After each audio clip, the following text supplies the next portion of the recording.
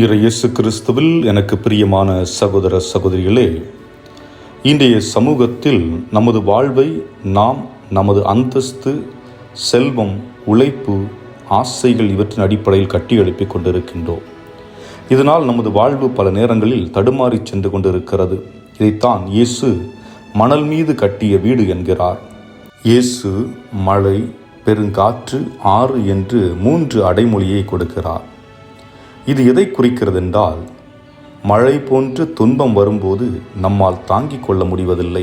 காரணம், நான் என்னை நம்பி உள்ளேன்.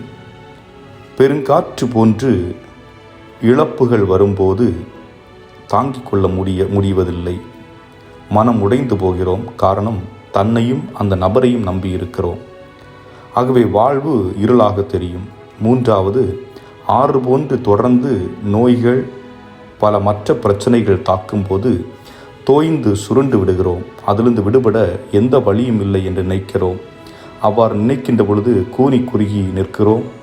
சில நேரங்களிலே தன்னைத்தானே அழித்து கொள்ள முற்படுகிறோம். ஆகவே தான் இன்றைய முதல் வாசகத்தில் இறைவாக்கினர் எலியா கூறுகிறார், ஆண்டவரே நீரே கற்பாறை. நற்செய்தியில் இயேசு பாறையின் மீது வீட்டை கட்டச் சொல்கிறார். அதாவது இயேசுவின் மீது நமது வீட்டை கட்ட வேண்டும். அதாவது என்னுடைய வாழ்வின் அடித்தளம், அஸ்திவாரம் இயேசு.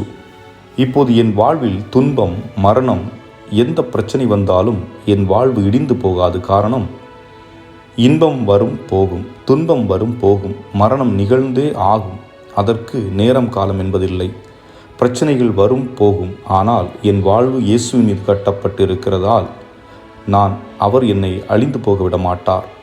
மாறாக எனக்கு தைரியத்தை கொடுப்பார், எனக்கு ஆறுதலை கொடுப்பார், அன்பை கொடுப்பார், என்னை அரவணைப்பார்.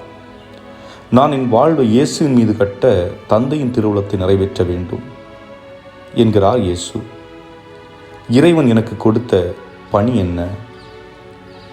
ஒரு கணவராக பணியாற்ற, ஒரு மனைவியாக பணியாற்ற, நல்ல குழந்தைகளாக வாழ, நல்ல விதத்தில் மருத்துவம் செய்ய, நேர்மையுடன் வாழ, தாய் தந்தையை கவனித்து கொள்ள, ஆதரவற்றோருக்கு ஆதரவாக இருக்க, இறைவன் மகிமையை எடுத்துச் சொல்ல என்று பலவிதமான அழைப்புகள் உண்டு. இதில் ஒவ்வொருவரின் அழைப்பும் வித்தியாசமாக இருக்கும். நமக்கு கொடுக்கப்பட்டிருக்கும் பணியை அன்போடு செய்யும் பொழுது இறைவன் திருவுளத்தை நிறைவேற்றி கொண்டிருக்கின்றோம் என்பது பொருள். சிந்தித்து பார்ப்போம். இயேசு என்னை எதற்காக அழைக்கிறார்? அவர் மீது என் வாழ்வை அமைத்திருக்கிறேனா, அல்லது என் நம்பிக்கை மீது மட்டுமே என் வாழ்வை அமைத்திருக்கிறேனா? சிந்தித்து பார்ப்போம். இறைவன் உங்களை நிறைவாக ஆசீர்வதிப்பாராக. ஆமேன்.